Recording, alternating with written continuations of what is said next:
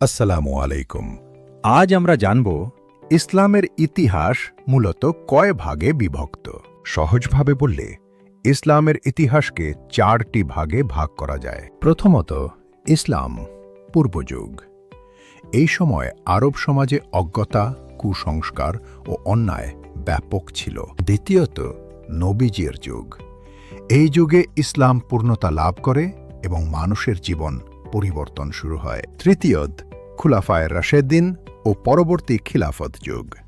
এই সময়ে ইসলামের শাসন ব্যবস্থা ও সভ্যতা বিস্তার লাভ করে। চতুর্থত, আধুনিক যুগ, যেখানে মুসলমানরা নানা চ্যালেঞ্জের মুখোমুখি। এই 4টি যুগ বুঝলে ইসলামের ইতিহাস বুঝতে আমাদের অনেক সহজ হয়। আগামী ভিডিওগুলোতে এই প্রতিটি যুগ আমরা বিস্তারিতভাবে আলোচনা করব ইনশাআল্লাহ। ভিডিওটি উপকারী মনে হলে লাইক দিন, শেয়ার করুন এবং চ্যানেলটি সাবস্ক্রাইব করুন।